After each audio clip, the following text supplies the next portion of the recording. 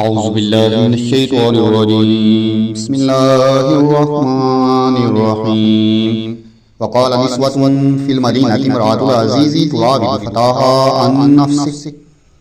اور شہر میں عورتیں کہنے لگیں نسوة فی المدینہ شہر کی عورتیں یا شہر میں عورتیں کہنے لگیں امرأة العزیز عزیز کی بیوی تراود فتاها عن نفسه وہ اپنے غلام کو پھسلاتی ہے تراود عن نفس پیچھے بھی گزرا راودتنی عن نفس اور تراود عن نفس کا مطلب یہ ہوتا ہے پٹانا، جیسے ہم اردو میں استعمال کرتے ہیں کہ پٹانا،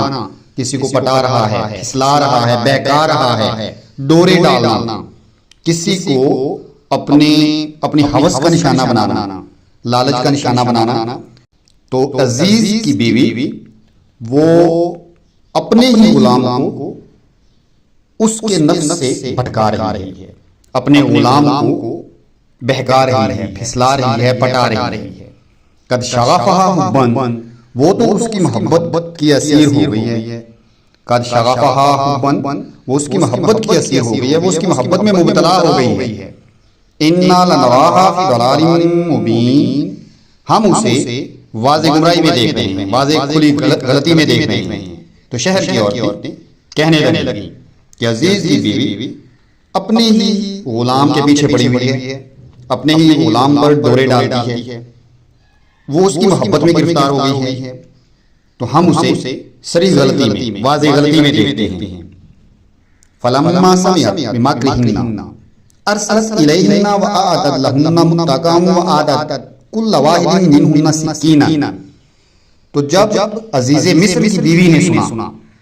فلما سمعت، جب اس نے سنا بمکرہن، ان کی باتوں کو، ان کے مکر و فریب کو، ان کی چالوں کو، ارسلت الیہن، تو انہیں بلا بھیجا،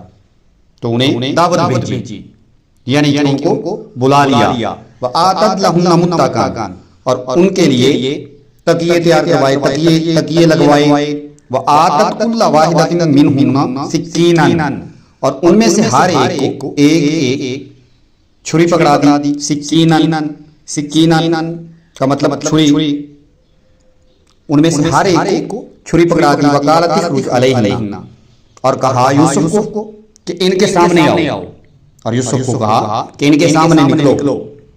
فلما رأینہ اکبرنہ وقطعن ایدیہن، تو جب ان عورتوں نے یوسف کو دیکھا،